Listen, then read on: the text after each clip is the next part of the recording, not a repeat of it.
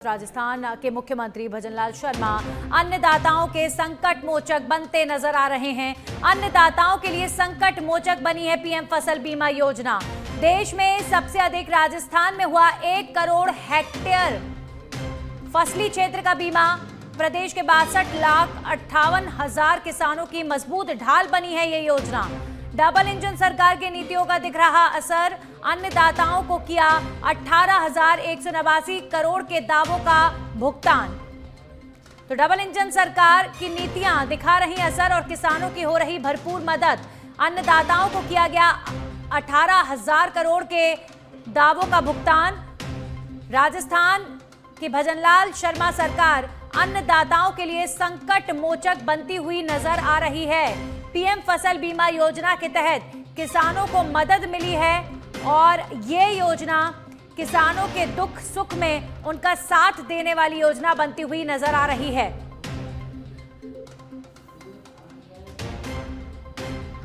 वहीं जयपुर के एसीबी मुख्यालय से खबर है, जहां पर एसीबी में एएसपी पद हेतु आवेदन आमंत्रित। भ्रष्टाचार निरोधक ब्यूरो राजस्थान में आवेदन। विशेष चयन एवं सेवा की विशेष शर्तें। नियम 2011 के अंतर्गत आवेदन इच्छुक एवं पात्र अधिकारियों से आवेदन आमंत्रित किए गए हैं। एएसपी और उप पुलिस अधीक्षक पद पर 5 वर्ष अनुभव रखने वाले अधिकारी आवेदन कर सकते हैं। निर्धारित प्रपत्र में नियंत्रक अधिकारी की अभिशंसा के साथ 17 अगस्त 2026 तक का आवेदन प्रस्तुत कर सकते हैं। अपूर्ण एवं निर्धारित तिथि के पश्चात प्राप्त आवेदन पर नहीं किया जाएगा विचार।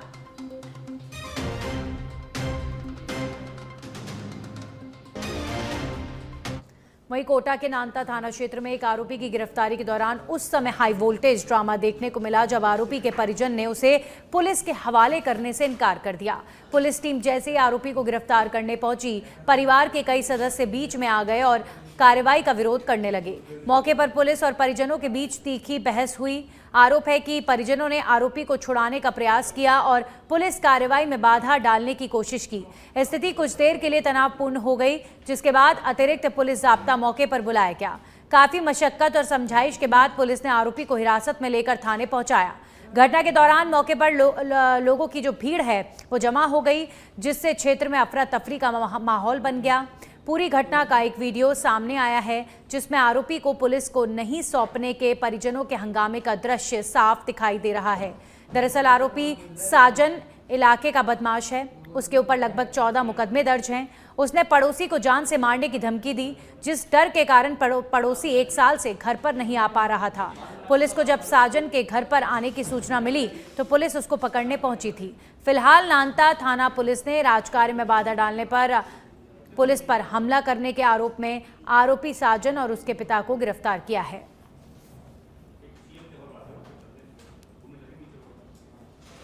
और अब रुक करेंगे एक और बड़ी खबर का। बीकानेर से बड़ी खबर है, जहां पर दुकान से सामान खरीदकर बिना पैसे दिए फरार हुए 3 युवक।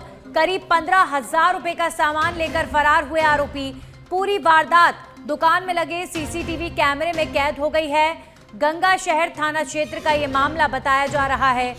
दुकानदार का आरोप, इलाके में पहले भी हो चुकी है ऐसी वारदातें। चोरों की पहचान कर जल्द गिरफ्तारी करने की मांग उठाई गई है।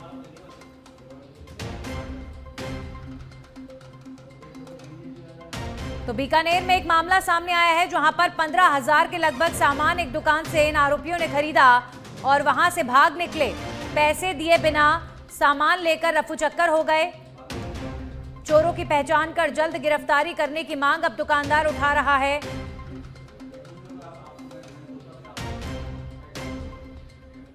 वहीं जयपुर में आयोजित राष्ट्रीय सौंदर्य प्रतियोगिता में अदिति चौधरी ने मिसेज ओशन इंडिया का खिताब अपने नाम कर लिया है। इस जीत के साथ अब वो मिसेज ओशन वर्ल्ड में भारत का प्रतिनिधित्व करेंगी। अंतर्राष्ट्रीय मिसेज ओशन वर्ल्ड प्रतियोगिता का आयोजन 7 से 9 अगस्त तक जयपुर के अनंत महल में होगा, जिसमें दुनिया के करीब 20 देशों की प्रतिभागी हिस्सा लेंगी।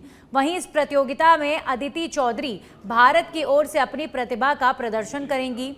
अदिति के मेंटर योगेश मिश्रा और निमिषा मिश्रा ने बताया कि अदिति इससे पहले मिसेज राजस्थान प्रतियोगिता में 2nd रनर अप भी रह चुकी हैं।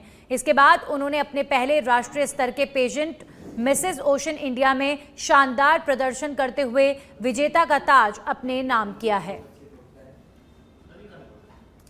Namaste and Pranam everyone.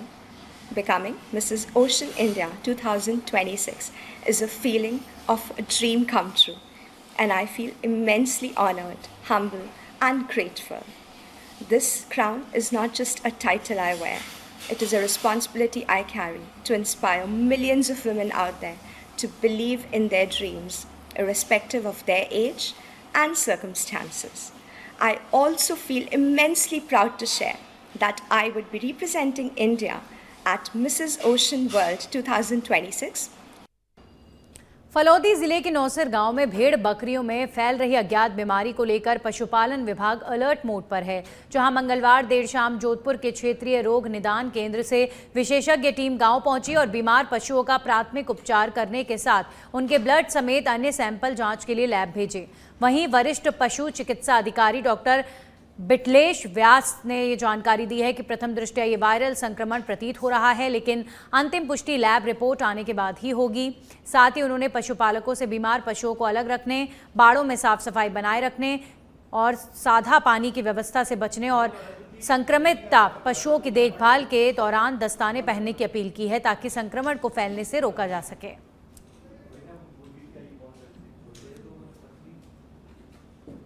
अभी बकरियों के अंदर बीमारी आई हुई है, जो सीजनल बीमारी है, और ये बेसिकली जो सैंपल्स लिए हैं और देखी है बकरियों में, तो इनके अंदर जो मुंह के अंदर जो छोटे छोटे फुंसियाँ हो जाती है, हम लोग उसको वायरल बीमारी कहलाते हैं, और ये कंटेजियस एक्जिमा होती है।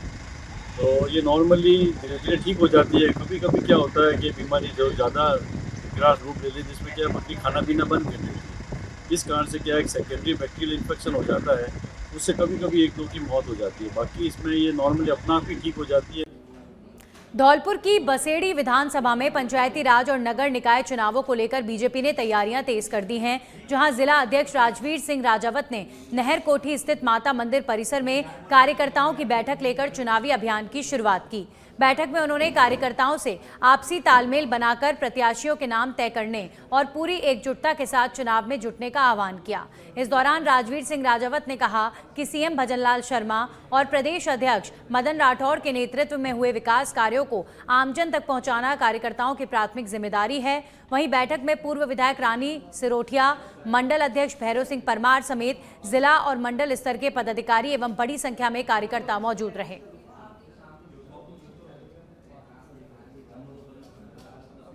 राज्य स्तरीय स्वतंत्रता दिवस समारोह इस वर्ष बीकानेर में आयोजित होगा।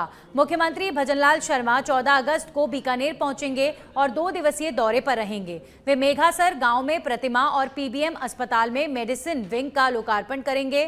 शाम को एट होम और सांस्कृतिक कार्यक्रम में शामिल होंगे। 15 अगस्त को शहीदों को श्रद्धांजलि देने के बाद राज्य स्तरीय मुख्य समारोह में ध्वजारोहण करेंगे। दौरे को लेकर पुलिस और जिला प्रशासन ने तैयारियां तेज कर दी हैं। आज राज्य स्तरीय स्वाधीनता दिवस समारोह बीकानेर में मनाया जा रहा है। मुख्य समारोह करणी सिंह स्टेडियम में होगा, जिसके लिए हम लोग तैयारियां कर रहे हैं। पूरा प्रशासन उसमें जुटा हुआ है। पीडब्ल्यूडी, बीडीए, नगर निगम, पुलिस, परेड की तैयारियां भी आरंभ हो गई है और जो सांस्कृतिक कार्यक्रम होगा उसका पूर्वाभ्यास भी चल रहा है। तो इस प्रकार से सभी एंगल से हम लोग पूरा प्रशासन और पूरी तैयारियों में जुटे हुए। बीकानेर वासियों के लिए बहुत अच्छी खुशखबरी है कि हमारे 15 अगस्त का जो है वो उसको हम बीकानेर में मना रहे हैं और पूरी सरकार यहाँ आएगी। पूरी सरकार में चीफ सेक्रेटरी से लेके हमारे माननीय महामहिम राज्यपाल भी और मुख्यमंत्री महोदय सब यहाँ आएंगे, सभी मंत्रिमंडल के सदस्य आएंगे। तो मैं समझता हूँ कि बीकानेर को इसका बहुत बड़ा बेनिफिट मिलने वाला है।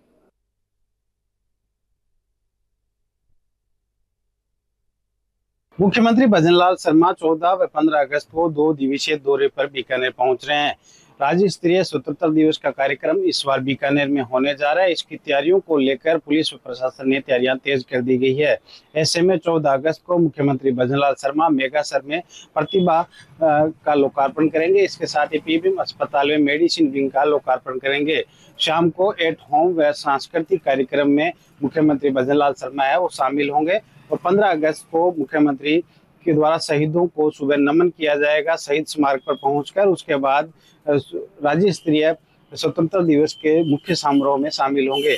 ऐसे में केंद्रीय कानून मंत्री के साथ बड़ी तादाद के अंदर पुलिस व जो प्रशासनिक अधिकारी है मौजूद रहने वाले हैं। ऐसे में लगातार बीकानेर में तैयारियां है वो तेज होती जा रही है। ऐसे में मुख्यमंत्री के इस दौरे को लेकर लोगों की आस है कि बीकानेर को कोई बड़ी सौगात मिलने की उम्मीद भी लगाई जा रही है। कैमरामैन शोकी के साथ सुरेंद्र मंडा, सच में धड़क, बीकानेर। मध्य प्रदेश के इंदौर पब्लिक स्कूल में 2 और 3 अगस्त को आयोजित प्रथम वेस्ट जोन क्वान की 2 चैंपियनशिप 2026 में जयपुर के खिलाड़ियों ने शानदार प्रदर्शन कर राजस्थान का नाम रोशन किया है। इस प्रतियोगिता में गुजरात, मध्य प्रदेश, महाराष्ट्र, राजस्थान, छत्तीसगढ़ और गोवा समेत 6 राज्यों के खिलाड़ियों ने भाग लिया। जयपुर की ब्रॉक्सटोन स्पोर्ट्स एकेडमी के खिलाड़ी अभिषेक यादव ने बेहतरीन प्रदर्शन करते हुए स्वर्ण पदक अपने नाम किया। इस जीत के साथ उन्होंने आगामी राष्ट्रीय प्रतियोगिता के लिए भी क्वालिफाई कर लिया है। अभिषेक की इस उपलब्धि को जयपुर और राजस्थान के खेल जगत के लिए बड़ी सफलता माना जा रहा है। अकेडमी के हेड कोच और गोल्ड मेडलिस्ट दिनेश चौधरी ने भी उत्कृष्ट प्रदर्शन करते हुए स्वर्ण पदक हासिल किया। गुरु और शिष्य दोनों का एक साथ गोल्ड मेडल जीतना प्रतियोगिता का विशेष आकर्षण रहा और इस उपलब्धि ने ब्रॉक्सटोन स्पोर्ट्स एकेडमी की प्रशिक्षण व्यवस्था को भी नई पहचान दी है। अकेडमी परिवार ने दोनों विजेताओं को बधाई देते हुए विश्वास जताया कि वे आगामी राष्ट्रीय प्रतियोगिता में भी शानदार प्रदर्शन कर राजस्थान के लिए पदक जीतेंगे और प्रदेश का गौरव बढ़ाएंगे। राजस्थान के सबसे बड़े fashion festival Jaipur couture show season 14 के चौथे और फाइनल लुक से मंगलवार को पर्दा उठ गया।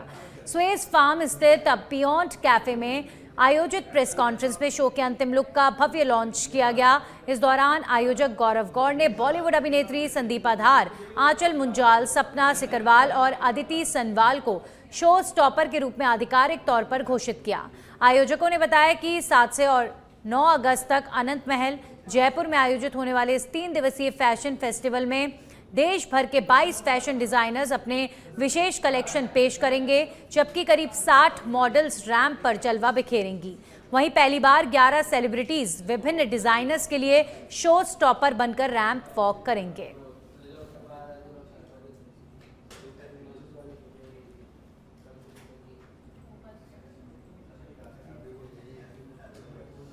राजस्थान पुलिस के महिला सुरक्षा संकल्प अभियान के तहत जागरूकता कार्यक्रम आयोजित किया गया। मुख्य अतिथि अपराध शाखा की महानिरीक्षक केबी वंदना ने महिलाओं की सुरक्षा, गरिमा और सशक्तिकरण पर जोर देते हुए छात्र छात्राओं को नए कानूनों, साइबर अपराधों से बचाव, हेल्पलाइन सेवाओं और पुलिस की सुरक्षा योजनाओं की जानकारी दी। एसपी प्रवीण नायक, एएसपी तेजपाल सिंह और गुरु कृपा डायरेक्टर राजेश कुलहरी ने भी महिला सुरक्षा और साइबर जागरूकता पर संवाद किया। कार्यक्रम में विद्यार्थियों ने महिला सुरक्षा के प्रति जागरूक रहने और दूसरों को भी जागरूक करने का संकल्प लिया है।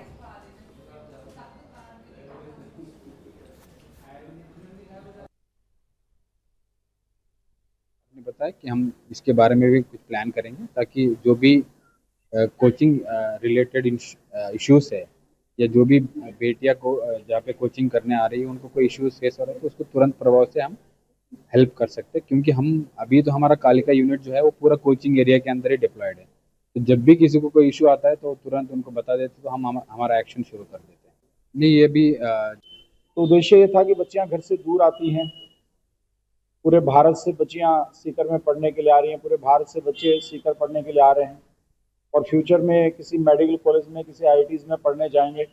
इनको अभी से जागरूक किया जाए सेल्फ डिफेंस के लिए इनको, और केवल सेल्फ डिफेंस ही नहीं होता, आजकल डिजिटल स्टॉकिंग भी होता है। ऑनलाइन कहीं किसी बच्चे को कोई हरास कर रहा हो तो सब बच्चों को उनके मोबाइल नंबर जो हमारे डिजिटल हेल्पलाइंस हैं स्टेट गवर्नमेंट के। स्वायत्त शासन विभाग द्वारा जारी 24,752 पदों की संविदा सफाई कर्मचारी भर्ती के विरोध में वाल्मीकि समाज ने मोर्चा खोल दिया है। समाज के प्रतिनिधियों ने मुख्यमंत्री और स्वायत्त शासन मंत्री के नाम जिला कलेक्टर को ज्ञापन सौंपकर भर्ती प्रक्रिया तुरंत रद्द करने और 100% स्थायी भर्ती निकालने की मांग की है। वाल्मीकि समाज का आरोप है कि 27 जुलाई को जारी विज्ञापन पिछले 10 से 20 वर्षों से कार्यरत कर्मचारियों के साथ अन्याय है। 5 साल की संविदा भर्ती में तय 7,410 रुपए का मासिक वेतन परिवार चलाने के लिए बेहद कम है।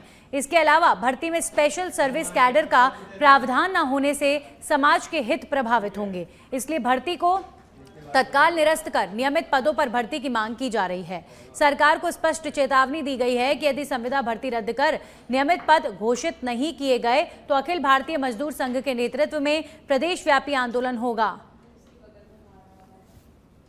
हम आज जिला कलेक्टर महोदय के माध्यम से राजस्थान के मुख्यमंत्री भजनलाल शर्मा और स्वशासन मंत्री जाबर सिंह खर्रा के नाम से एक ज्ञापन सौंप रहे हैं। ज्ञापन के अंदर हमने मांग की है कि जो राजस्थान सरकार ने संविदा सफाई कर्मचारी भर्ती निकाली है उसको तो रद्द करे और सीधी भर्ती निकाले, जिससे राजस्थान के वाल्मीकि समाज के सफाई मजदूर काम करेंगे और लाभान्वित होंगे। अगर सरकार हमारी बात को नहीं मानती है और इस संविदा भर्ती को अब रुक करेंगे एक और बड़ी खबर का। हनुमानगढ़ से खबर है जहां पर कलेक्ट्रेट गेट के कैचर में फंसा आशा सहयोगिनियों का पैर, करीब 1.5 घंटे से ये जो महिला है इसका पैर फंसा हुआ है। आशा सहयोगिनी आई थी जिला कलेक्ट्रेट पर प्रदर्शन करने के लिए, लेकिन महिला का पैर ही यहां पर फंस गया है। महिला के पैर को निकालने में कर्मचारी जुटे हुए हैं। भीषण गर्मी में 1.5 घंटे से ये महिला परेशान हो रही है। मौके पर पहुंचे जंक्शन थाना प्रभारी रामचंद्र कस्बा। महिलाओं ने जिला कलेक्टर के खिलाफ यहां पर प्रदर्शन किया था, लेकिन महिला का यहां पर एंट्री गेट पर पैर फंस गया है। महिलाएं बोली, हम कौन सा पाकिस्तान से आई थी, ज्ञापन देने आए थे ये तमाम आशा सहयोगिनियां। महिलाओं के प्रदर्शन को देखते हुए प्रशासन ने यहां पर मुख्य गेट बंद कर दिए थे और यहां पर एक महिला सहयोगिनी का पैर फंस गया है। ये यहां ज्ञापन देने आई थी, विरोध प्रदर्शन करने आई थी। कलेक्ट्रेट गेट पर एक महिला का पैर फंस गया है। 1.5 घंटे से ये महिला इसी प्रकार यहां पर फंसी हुई है। आशा सहयोगिनियों के विरोध प्रदर्शन में यहां पर अब एक महिला के पैर फंसे होने की खबर सामने आ रही है। जिला कलेक्ट्रेट के पास अपने समस्याओं को लेकर आई थी। 1.5 घंटा हो गया। ये सभी जो बहनें के यहाँ पे खड़ी है ये बता रही हैं भी 1.5 घंटे करीब हो गया यहाँ पे इनका पैर फंसा हुआ है। और आप देख सकते हो यहाँ पे कोई एसडीएम, कलेक्टर, एडीएम कोई अधिकारी आया क्या यहाँ पे? कोई मशीन इनकी तार मशीन तक ला के रख रखी है, अभी तक उनका चल ही नहीं। हमारे सहयोगी राजेश जुड़ चुके हैं। राजेश, महिला का पैर पिछले 1.5 घंटे से फंसा है, अब बाहर निकल पाया कि नहीं निकल पाया, और अभी फिलहाल क्या सिचुएशन है? जी बिल्कुल नंदी, मैं आपको बता दूं कि हनुमानगढ़ जिला कलेक्ट्रेट के बाहर आशा सहयोगिनियों का विभिन्न मांगों को लेकर अभी प्रदर्शन था और प्रदर्शन के दौरान काऊ कैप्चर के अंदर ये पैर महिला का फंस गया, जिसके कारण महिला का वहां बुरा हाल था। करीब 1.5 घंटे की कड़ी मशक्कत के बाद जिला प्रशासन के अधिकारी बाहर मौके पर पहुंचे और रेस्क्यू करवाया गया और कटर की सहायता से उन जो लोहे की जालियां थी उनको काटा गया और महिला के पैर को सुरक्षित बाहर निकाल लिया गया है। लेकिन महिलाओं में आक्रोश है कि 1.5 घंटा बीतने के बाद जो कि ये प्रशासनिक अधिकारी देरी से पहुंचे और देरी से रेस्क्यू हुआ है और महिला, क्योंकि भीषण गर्मी चल रही है और गर्मी के कारण महिला का बुरा हाल था। जी, लेकिन यहाँ पर ये महिलाएं ये भी कंप्लेन कर रही हैं कि हम यहाँ पर साहब सिर्फ ज्ञापन सौंपने आए थे, लेकिन व्यवहार हमारे साथ ऐसा हुआ जैसे हम पाकिस्तान से आए हों। जी बिल्कुल, मैं कहना चाहूंगा कि इस मामले के अंदर आशा सहयोगिनियों को कहना था कि वो अपनी विभिन्न मांगों को लेकर कलेक्ट्रेट पे प्रदर्शन करने आए थे, लेकिन हालांकि जिला प्रशासन जो भी मुख्य कलेक्ट्रेट पे प्रदर्शन या ज्ञापन देने आता है तो जिला कलेक्टर के निर्देश हैं कि बाहर मुख्य गेट पर जो प्रदर्शन के दौरान मुख्य गेट को बंद कर दिया जाता है। वही महिलाओं का कहना था कि प्रदर्शन के दौरान वो सिर्फ ज्ञापन अपनी डिमांड्स जिला कलेक्टर को बताने आई थी और प्रशासन ने जो कि गेट बंद कर दिए। चलिए, शुक्रिया आपका तमाम जानकारियों के लिए राजेश। तो अभी फिलहाल ये जो महिला है इसका पैर सुरक्षित बाहर निकाल लिया गया है, लेकिन आशा सहयोगिनियों की ये शिकायत है कि जो प्रशासनिक अमला है वो काफी देर से आया। इस महिला का जो रेस्क्यू हुआ उसमें काफी समय लगा, जिसकी वजह से महिला गर्मी में काफी परेशान हुई है। वहीं अलवर से खबर है जहां पर अलवर के कठुम्मर उपखंड क्षेत्र के खेड़ली, कठुम्मर, बालवाड़ी, जटवाड़ा समेत सभी सामुदायिक और प्राथमिक स्वास्थ्य केंद्रों की आशा सहयोगिनियों ने लंबित मांगों को लेकर अनिश्चितकालीन कार्य बहिष्कार शुरू कर दिया है। आशा कार्यकर्ताओं ने बीसीएमओ और अस्पताल प्रभारियों को ज्ञापन सौंपते हुए मांगे पूरी होने तक काम पर नहीं लौटने की चेतावनी दी है। हड़ताल से आयुष्मान कार्ड, टीकाकरण, गर्भवती महिलाओं की जांच, मौसमी बीमारियों का सर्वे और विशेष स्वास्थ्य अभियान प्रभावित हो रहे हैं। आशा सहयोगिनियों ने सरकार के खिलाफ नारेबाजी करते हुए जल्द मांगों के समाधान की मांग की है।